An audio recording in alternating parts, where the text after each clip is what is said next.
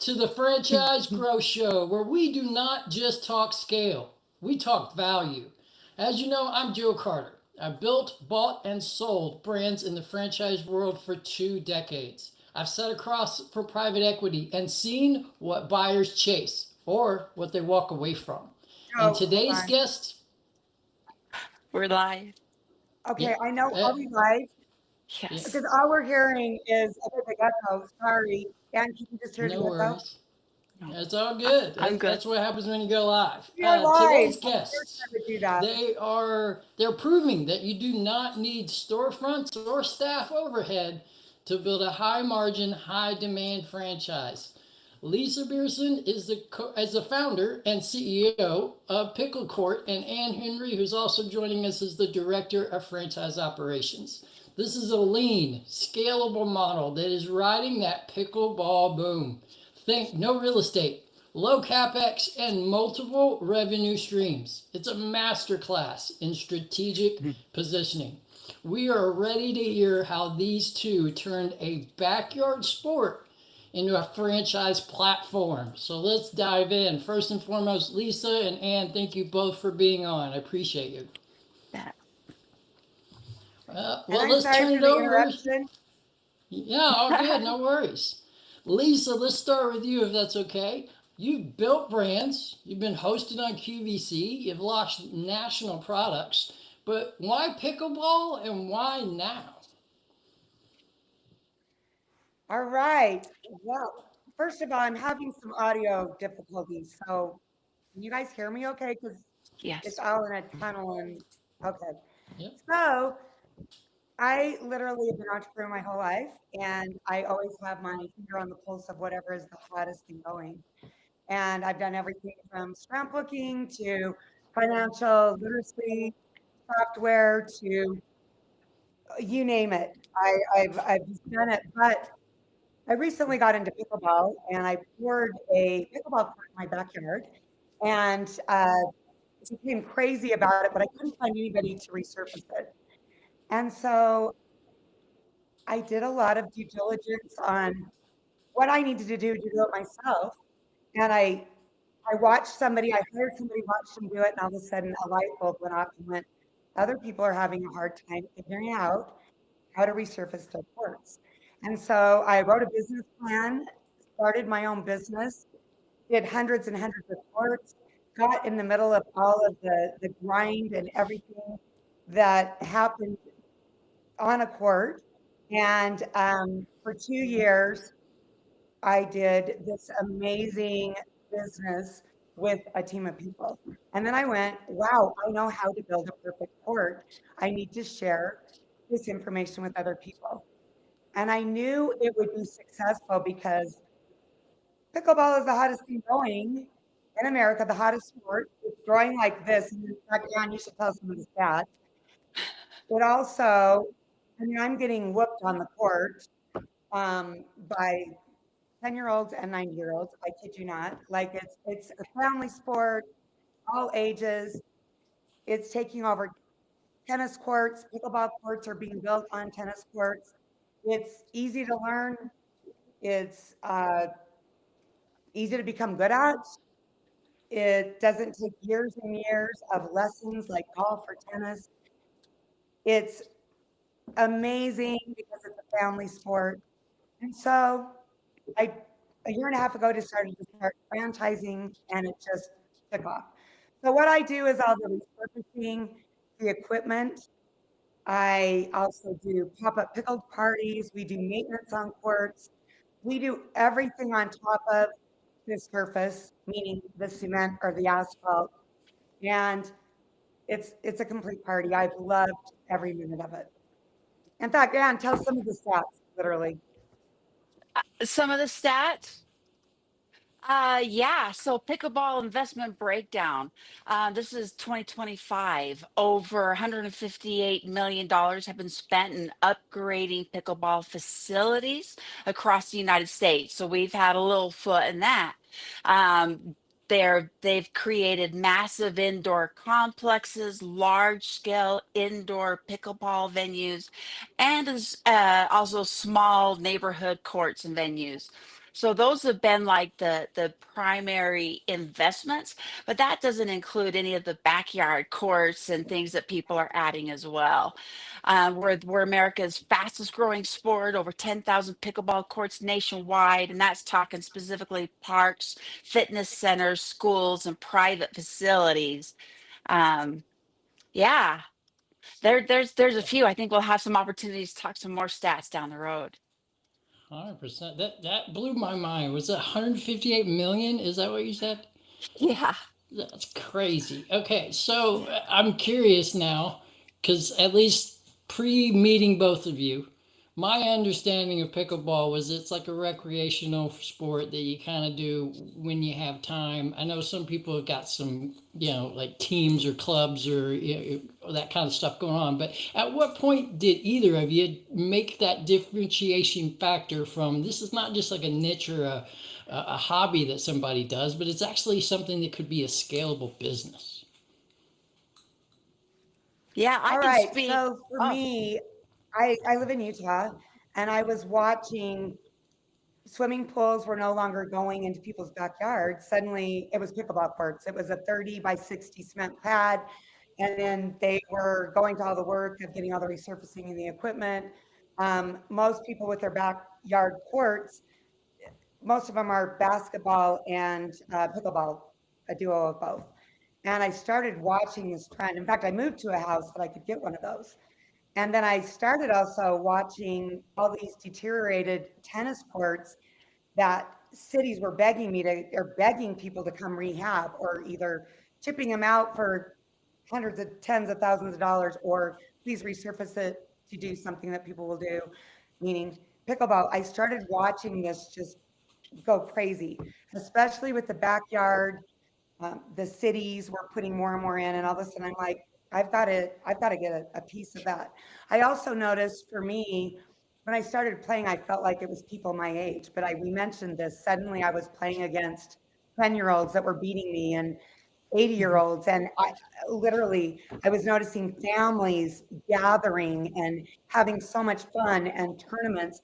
I also was witnessing at public pickleball parks, which were far and few between, how hard it was to get on. And all of a sudden I looked, the demographic was suddenly college students. They were overtaking them.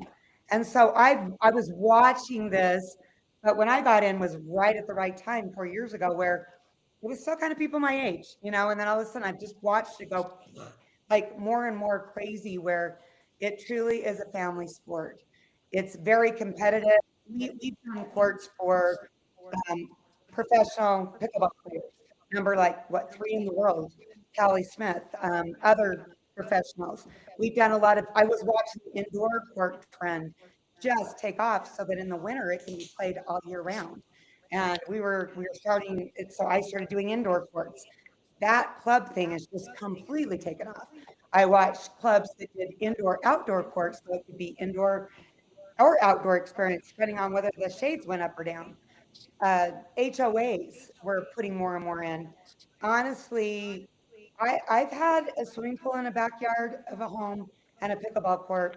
Take a pickleball court any day. And people were noticing it's not as expensive. The liability isn't there for people that come over and use it. I don't have to be here. Anybody is welcome to use my backyard court. And it just became the one thing too. Ann and I are fanatical pickleball players. We play together. We love it. We live it. We breathe it. And what you have with me at the helm of a franchise is I was in the grind learning how to do everything with it. So not only do I play it and I play a decent game, yeah, I can beat 10-year-olds and 90-year-olds. Anne probably beats me, but no. I love it. I'm very competitive with it. I play every day, almost every day. That's the advantage of a backyard court. But also, it's just not only is it a fun thing, but the margins and the money made on it are brilliantly beautiful. So, No. I love that. I love that. What are some of those core systems or services that make this model franchise ready? well, first of all, as I mentioned, for 2 years, I got in the grind with my own business. And so I wrote everything down. I took pictures. I was there on almost every job. I saw what right, went wrong. I documented. I wrote it. I grabbed my camera and I was like, okay, just document this. Because from the very beginning, I knew eventually I wanted to franchise it. I knew I want to share this wealth and I knew this wasn't being done. And as I said, I'm a big entrepreneur, big entrepreneur in all kinds of things. Um, I knew it was scalable when people were coming to me going, oh yeah, we watched a little YouTube video. It doesn't take a half a day to do this. It doesn't take this much equipment or this much money, this much manpower. Man, it took us weeks and it looks terrible. And all of a sudden I realized, wow, we have a corner on the market as far as processes, procedures, products, how to mix, what to do, what to pour, how to do it, how to get the perfect, measurements. I wrote everything down, documented, so that it's almost like, here you go. We told you all our secrets. You can be up and running. You don't have to go through the 2, 3 years that I went through researching it and figuring it out. Because it's not true. You don't watch a 10-minute video on YouTube and go, oh, I've got it. You're going to it's going to be a lot more expensive and look really awful if you try to do it yourself, to be honest. And so that's when I knew, wow, there's something to this. There's something. And what I love so much is that we don't pour the cement. We don't pour the asphalt. We make it beautiful. So we don't have all that liability on what we're only as good as what's underneath. And we tell people that. So I feel like I was successful because I very much had a niche. I had a strong mission statement. I stuck to it and it was simple. I wasn't trying to be all things to all people. I was trying to be the best at what I was the best at. And it was everything on top of the cement, the equipment, the ball containment, all of the beautiful lines and the paint and the sand and all things that. So You that's created how I was. something that was repeatable Nice. and so that other people could follow those same steps and efficiently get it done. Yeah. I love that. I love that. For either of you, really, where have you seen the biggest lift? Is it in new installs? Is it in restoration? Is it in pop-up events? Where's the biggest lift occurring today in that space? I mean, by far, it is the installment of the resurfacing. It's the basically painting the courts. It's not just painting. It's 600 pounds of sand on each pickleball court, and kegs of paint, and just exact lines and all the processes. So for sure, it's in the resurfacing. Also, we're gaining some momentum with the idea of these pop-up pickleball parties where they can we've done a couple of courts where literally it's a cushion court and you roll them out and you roll them back, and you roll out the 30 by 60 surface. It's playable. Play for a few days, have a tournament, take it to a company party, do whatever, roll it back up, put it in your truck and move it to the next place. So that's been great. And then the maintenance and cleaning, honestly, that is pure profit. It really is.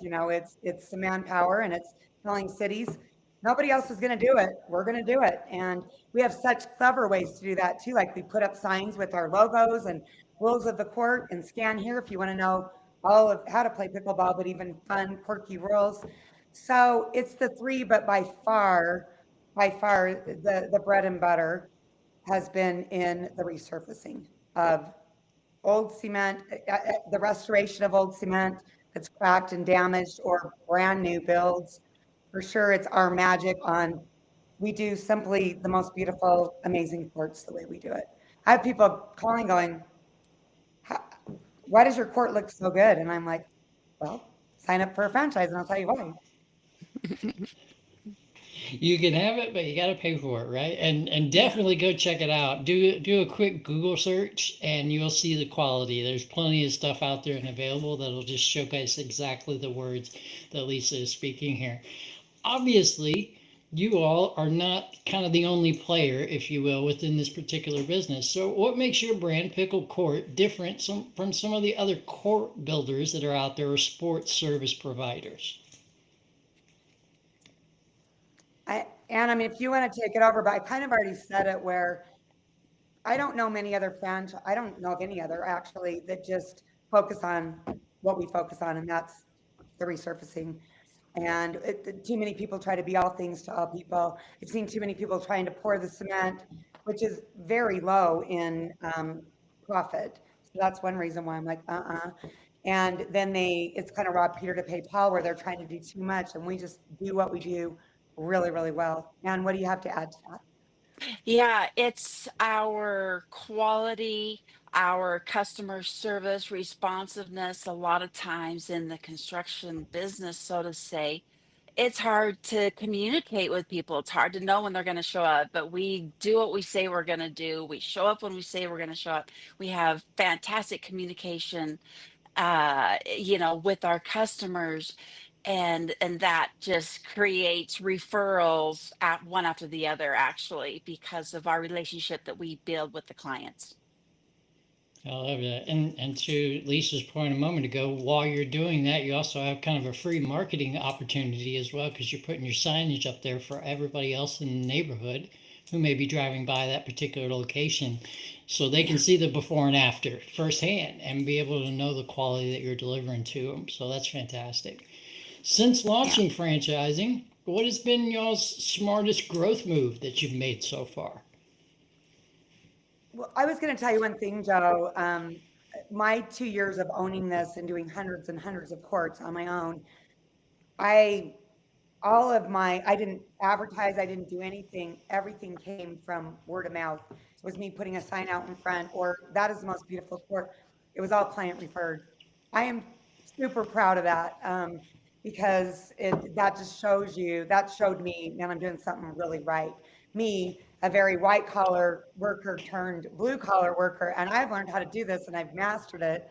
And so I really love that. Okay, what was your question? I'm sorry. I had to say that. So No, you're all good. I love that insight. Since you launched the franchising side of the business, what's been the smartest growth move so far that y'all have made? okay, I'm having a hard time with the Audio. sound. So and start that question, and I'll see if I can pick up on what it was. Yeah, yeah. So probably the smartest growth move we've made is engaging with professionals like yourself, people that know the franchising business, the franchising audience, who would make a great candidate for what we do. Attending, different expo shows, networking with other professionals, getting to know people out there, builders, for example, cement people, where it's a seamless transition, right? We're networking with the right people. I love that. I love that. And it's a pretty big network in the franchise space, right? So the more you can get plugged in, the bigger, faster you get. It's like a snowball effect. So I love that you're Yeah. taking those steps, strategically and directionally. Obviously, our listeners, not all of them, will have signed an NDA, so we can't necessarily like super deep dive into anything that's in the FDD. But can you give our audience a ballpark of what the investment range and potential ROI might be for getting into your franchise? Okay, well, one thing, and I'm going to let you answer this, but one of the most exciting things for me is I'll just talk to the state of Utah. We don't have to have a contractor's license in the state of Utah. We just are landscapers. And that's one reason why I didn't want to do the cement either. And because of that, and because of what I've chosen to do, I'm I'm an entrepreneur. I'm not in this for 18% of, return on invest, whatever it is, profit, or I wanted it to be something that really people would really grasp on. So Anne, why don't you sing to that and some things that our franchisees have said about what they make? Yeah, yeah. And so the great thing about Pickled Court is it is a relatively low investment range. We tell people all the time, especially if you already have a truck and some equipment, you can be all in business owner with the equipment for around $65,000. And so that gets you started, gets you the ability to be trained and to start turning your own jobs, which typically you can pay that back within your first 3 months of doing business. Um, a And that typical includes the ROI. franchise fee also, right, Yeah. Ann? Yeah. Yeah, It's that amazing. includes a franchise fee. The our typical ROI, the strongest part of our business for ROI would be in the resurfacing. Of course, the maintenance is pretty much 100% ROI, but the dollar value is less than the resurfacing of a court. And so that's where you're really going to get a lot of bang for your buck is with the resurfacing of courts. We do resurfacing, rehabbing, or new on top of new concrete construction. And there can typically, we can see 30 to or 40 to 60% profit. 30 would be on the low end. Once we start to add additional equipment or parts on top of the pickleball court, for example, the netting, fencing, ball containment, lighting, we can do all of that. That does bring our profits down a bit because we don't have the same markup when we, put up the fencing, for example. Still, that's one of the lowest investment models of anybody that's ever been on this podcast before. So first and foremost, kudos there. And if I heard you right, I'm gonna repeat it slightly differently, but the top operators are getting the return on their investment in 90 days, y'all. Low investment, Yeah. fast ROI. You should look into this one. Absolutely. Okay, pivoting And one of the slightly. smartest things, you might ask us this in a minute, but like no brick or mortar. Yes. I love that aspect of it. In fact, we don't want you to. We love a trailer, wrap trailer, we storage unit, but we don't want a brick or mortar store. And to me, that is really what drives down the cost and makes this model so much more simple. And the fact that this is the hottest going word in America, pickleball. So those two things together are just really strong. 100%. 100% agree. Pivoting slightly to the kind of the operation side of the business. Obviously, you all are setting your franchisees up for success with training and systems and support and all those kinds of things. So, can you talk through our audience with what those things are that you do for your franchisees to support them through tools, tech, documentation, playbooks, whenever or wherever you go with that? How you support your franchisees so they get that ROI and get up to scale quickly? Go ahead, Yeah. Anne. Like, Okay. Yeah, I know you've got the echo going on. Honestly, with all of our franchisees, we new franchisees that come on board, they've got their onboarding, all their training materials, pictures, everything at their fingertips on an app on their phone. We train in person, but we do have technology to support the infrastructure. We have accounting, financial systems in place that even, help you with the taxes at the end of the year. And so we evaluated different CRMs. We don't have one that we have launched yet, but that is something that we have looked into as well to support our franchisees. Love that.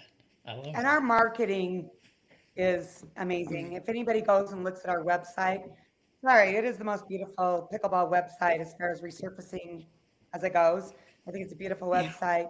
And also our marketing package that we hand you ready to go with all of these creative, crazy ideas on how you can gain business outside of Facebook not Facebook or ads or whatever. I said Facebook Marketplace. I don't think you advertise on that, but like SEO and all that stuff. We're thinking of, we've handed you a package on signage and just crazy cool ideas on how I think outside the box all the time and how you can get business besides just right here on the computer.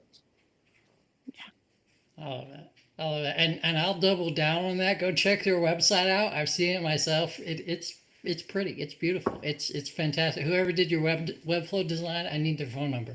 It's legit. It's Thank a you. legit website. Kudos to all that. Lisa, I know you have led many brands that have scaled exceptionally high. What is the hardest thing about shifting into franchising? Okay, now that understand, I just want to explain to everybody, this is like I'm in a cave and the echo doesn't end, and I can't tell where to start, and I'm sure it's on my end. I'm sorry about that. But now I'd like to kind of start with the beginning because I was all not knowing what was going on. But I built my business in the publishing field. Okay, I started out as the editor of WordPerfect magazine. Yes, I'm that old. It was the Microsoft of the day. I went to a publishing company where I did a scrapbook magazine that went to 500,000 people around the world. I then I sold TV directly on QVC for 15 years, sold products on QVC. And I'm an entrepreneur that whatever is the hottest thing, I kind of put my finger on the pulse and I just go for that. So back to your question, I've never done franchising before in my life. I literally thought, oh, you just tell people how to do this. You just kind of guide a little piece of paper, and kind of, I crumble cookie started in my backyard. And I thought, oh, crumble cookie, they just kind of opened one and then they went, oh, well, here's the recipes, open this. I had was very naive and had zero idea what really goes into franchising. So everything I've done is really kind of through TV sales or direct to consumer, that kind of stuff. Did a little bit of MOM, which was a product line different thing too. But for franchising, it's been a whole new animal to learn. And so what was your question? What do I like about it and what's hard for me? Was that your question, Joe? Yeah, exactly. What I like about it is that I can take my very successful company that I built myself and go, here you go, Joe. Like do it the way I did it, and you're going to be wildly successful for a low, investment. I love cheerleading people on. I love being a spokesperson. I love just being authentic. Anne can tell you I'm very authentic. I'm a little bit unfiltered, and I will tell you like it is in a very nice way. But Anne and I want more than anything, Joe, if you buy one, we want you to be successful. That's one thing. We're genuine. We're not going to say get 5 territories when you only need one. We want you to be successful. That's what we care about more than anything. Because when you're successful, we're successful. So I love that I'm an entrepreneur. I've owned my whole life. I was the breadwinner. I have 5 children. We didn't mention that, and 7 grandchildren. And I was the breadwinner in my Congrats. family, for my family. And so I always thought I want to work for myself. So I love that instantly people can have their own business and own it it's like handing you a cake mix and going, just add water. You're going to be successful. Yeah. What has been different for me and a bit hard is number one, getting audited every year, or just all the things you have to keep up on. All of the, like, when a franchisee signs, it's a big commitment for me and for them. And, I wasn't that educated on, wow, a this is a lot, and I didn't realize everything that, I guess I realized it, but when you're putting it into play, it's an 80-hour week job for me. It's constantly worrying about my franchisees and wanting the best for them and finding more. And oh my goodness, now we gotta update you on this and update you on that. And then, oh, you have to get audited. Oh, my attorney needs to be involved in that. So honestly, it's not for the faint of heart to start a franchise. Would you agree with that, Joe? Yeah, I've done it a couple of times. It's not I've read your easy. resume, so I knew you'd agree with that. And I think I'd never done it before. And my mom is 96 right now and told me I could be anything I wanted to be. I believed her, and I've just done it. And it's an intuition. When I get a prompting, I do it. And then I get on my knees and say thank you to God later. Like literally, I'm a person of action. However, I didn't know franchising was quite as different as running a corporation. I've ran big corporations before, and it is a completely different dynamic, completely different set of rules. It's different everything. And so I think you're gonna ask me what are the mistakes I made, and Anne reminded me of one. Like, I got registered in states that were hard registration states before I should have. There's some things like that where somebody's like, "Yep, I want to, I'm doing it," and I've learned a lot of things. Like, it is easier to go into there's some states that are easier to go into. I didn't realize all that at the beginning. Um, but I adore my franchisees. I love them. I went to a ball game with one last night, a basketball game. That's how good of friends we are. And I will do anything for them. That's one thing you've got with this. You've got me that I will answer your phone call in the middle of the night when a court is failing. You're never going to get that anywhere else. I'm going, whenever there's an animal's just found over fresh paint, or there's blossoms coming blowing in. What do I do? Or whatever your questions are, what do you need help with? I will be there. I will pick up the phone. I've got an installer that knows all things, everything, and he will be there through thick and thin also. And we'll be there to be. We have this team of people that we truly are a franchise. We're not there just a one and done. Well, let's hurry up and get you on board. You know what? Good luck. No way. We care. We want you to be successful. We want to be as involved as you want us to be involved, but we want to be involved and we want to help you be successful.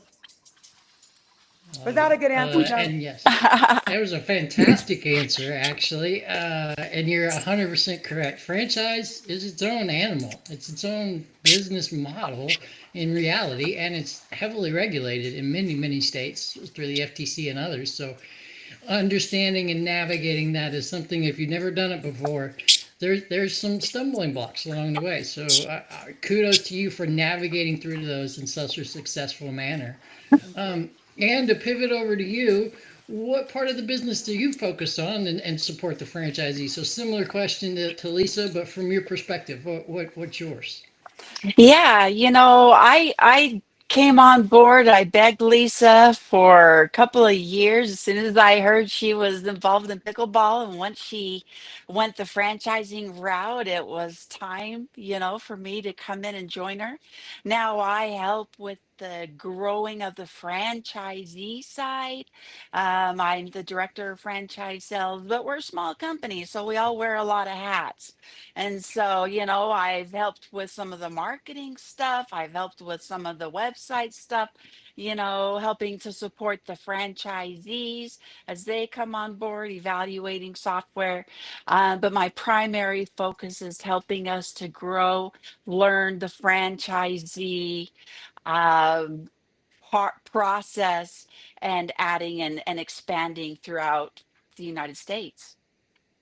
I love that. And And I have to obviously mention your one thing role. about Anne. Sure. Oh, sorry.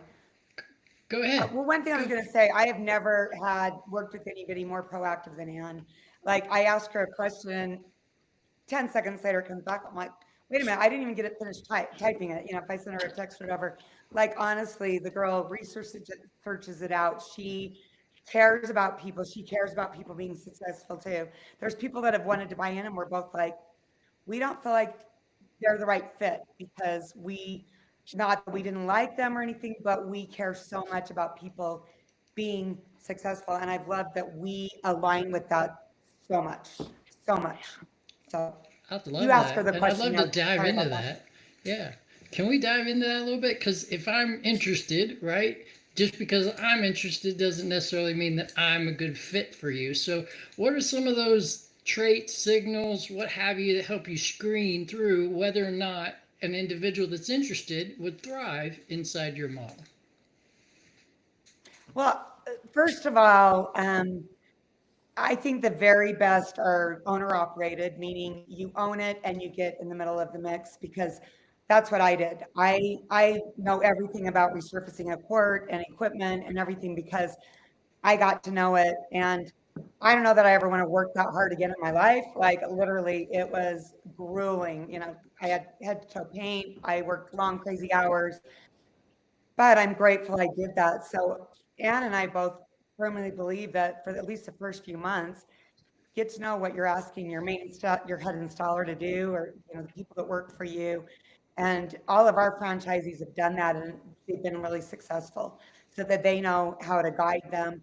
So I think we're looking for somebody that definitely has a bit, is business minded, understands, all of the logistics of accounting and running a business and an organization, and being a good leader and manager, and has had experience like that, but also is not afraid to put on, I wish I had my paint clothes here, but your paint clothes that are smattered in paint, and get out there in the messy middle and get to know exactly what you're asking your employees to do.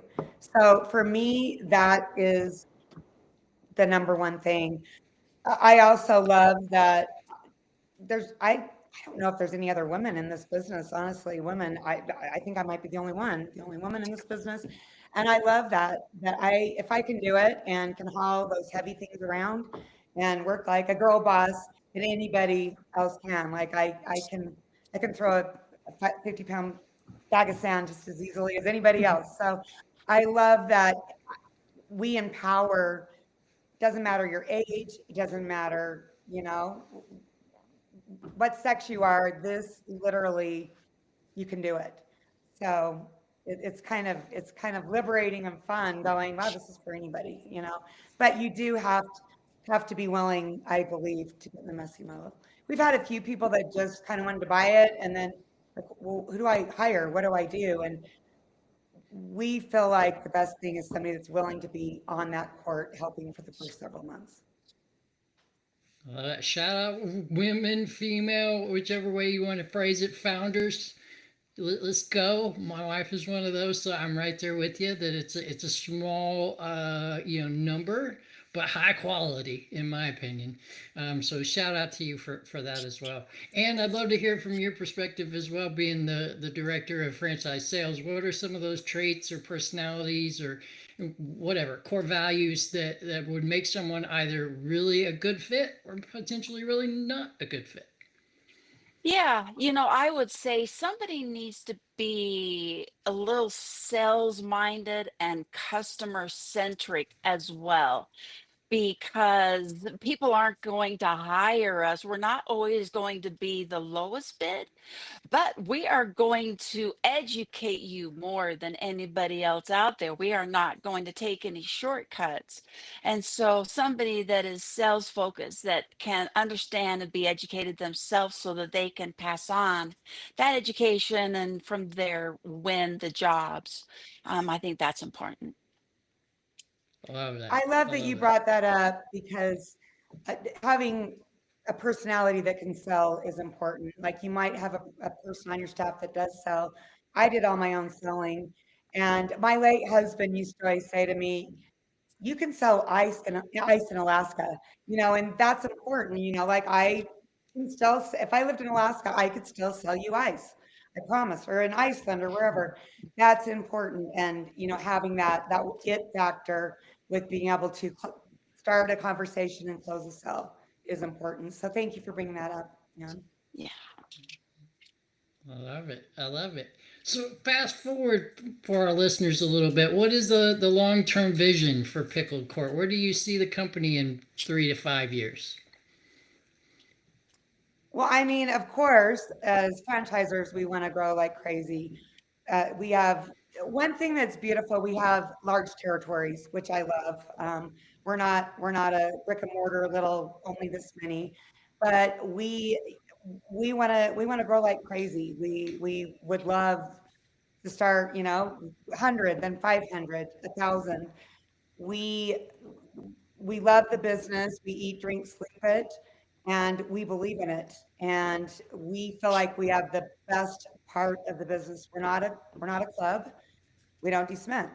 We do the thing that makes people smile, and that is the color and the straight lines and the crisp, beautiful lines and the equipment. And it's the part we kind of are like during COVID is when I started this, and I'm like, I'm all about rainbows and unicorns and pickleball. And really, you're there making people's dreams come true. One of the coolest stories that just happened is a lady called me and said, hey, we just got a court board. We're going to have to be out of town for 4 days. Can you surprise my husband and have it done when we get home? And we're going to walk out on Father's Day, and he's going to see it. And we pulled it off for him. And just seeing the kids' excitement, the wife was the only one that knew what was going on while they were out of town.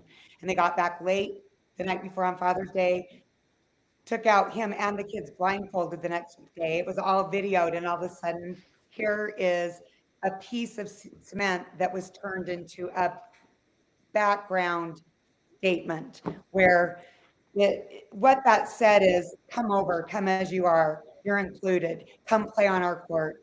And that is one thing. Oh, I felt teary-eyed saying this, but almost in fact, you know what? We started playing here in Utah on my backyard court here in December. Can you believe it? Hardly snowed. But I love the sound late at night of, people out there playing pickleball and the lights on, and the whole neighborhood knows, don't ask me, you just come over. If nobody's on it, it's yours. And I have loved what that statement in my backyard means. And I also have people all the time walking by my court going, I want to learn how to play. I want to learn how to play. And my willingness to go, come over, I'm going to teach you. And within an hour, they're good.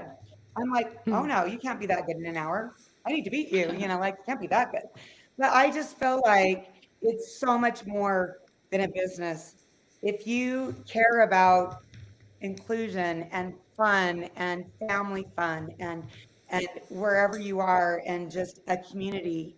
I as a single middle-aged gal, I joined a pickleball group that everybody's my age, and once a week we go and we play. It's so much more than just this is a moneymaker. Oh, it is. I found a way to make money with it. But it is just a beautiful community of every age that we all have this crazy love of a paddle and what looks like a wiffle ball, but it's so much more. So there you go. I love that. And if you don't already have this on a T-shirt, you probably should put this on a T-shirt. Rainbows, unicorns, and pickleball. Yeah. That's like our a next statement right there. That's your trademark. That's amazing. You mentioned earlier that your territories are somewhat geographically much larger than other franchise brands. So how do you actually determine your territories? Is it population? Is it demographics? How is it determined? And I'm going to let you answer this one. She Yeah, speaks it all the time. it is based on the number of households. So, initially we start out with 200,000 households. That's different than population. That gives you a plethora of zip codes. We always recommend that you choose zip codes that are neighboring so that it allows for easy, accommodations, doing multiple courts simultaneously. But yeah, we'll help you kind of scope out, see, okay, where do you live? Where do you see yourself growing and expanding? Who has the property, for the growth and the expansion? And then we'll help you from there kind of map it out. I love it. I love it. So When I can first we do wrote like a, the FDD with the attorney, I don't know, Joe, you can answer to this, but I think it said 25,000 households or something. I was like, oh, no, because we're not a brick and mortar. We can travel, we can go anywhere. And this is more expensive than a cookie. You know what I mean? Like, so it's like, it's an investment. But so it's worked with those territories. People have loved it. And our franchisees that are on bordering ones just get along really well together. And they, hey, you take this one, or hey, I know this person. Is it okay if I go over here? We have really good open communication. And that's one thing I do love about our company, and kind of talked about it, but I am a big communicator. We can't do anything on the court if it's raining. But even if it's raining, I call and say, it's raining, I won't be here. Customers love that. They know it's raining, but and I don't let our installers go and do one little 20-minute thing to make customers think they're out there and they're not for 5 days. I've had it. I know what I love in what I've hired before, and I know how to communicate, and I've instilled that in our people, and they do a beautiful job with it. They stick to what they say, they communicate well. We even have rules that I don't want potty talk or swearing on the court with the workers, like I really am strict with that. I want to be an upscale, business where people know, wow, if my kid's out there, it's good, like it's me. So they've loved it. I know I've given everybody this is really what we need to follow on the court. So good communication, good behavior on the court, everything. So I love this. This has been a fire kind of an episode. I've been looking forward to this one first and foremost for a while because pickleball is quite literally the fastest growing sport in America. I saw that stat somewhere. Yeah. I don't know where, so don't quote me, but I'm pretty confident it's true. So I've been looking forward to it, and y'all delivered. Lisa, and what you are doing, in my personal opinion, is what most founders miss. And that is building for the win, not just for the work. It's great to do work, but you got to build towards the win. And y'all are winning. You saw a trend, you built systems, you protected margin, you're scaling with intention. This has been fantastic. So thank y'all so much for taking time out of your day, because I know you're both super busy running a franchise. Thank you so much for our listeners, for y'all taking the time to share your vision, your brand, and your legacy with them. Thank you. Thank you, Joe. Appreciate you. Of course. And team, right. Everyone that's listening, this is how you franchise without ever losing your freedom. Nail a niche, systemize the delivery, scale with alignment. Because the truth is, you don't need 100 locations. You need a model that makes money without you having to be in the middle. So if you want to create a franchise brand, start strategically. DM me Blueprint, and I will help make your business one that's worth buying. Check out our episode. In the comments section, we will list all of the social platforms that you can check out Lisa and Ann and Pickled Court, and make this become not just their legacy, but your legacy that lasts. Thank you, everyone. Appreciate you all. Have a great rest of your afternoon.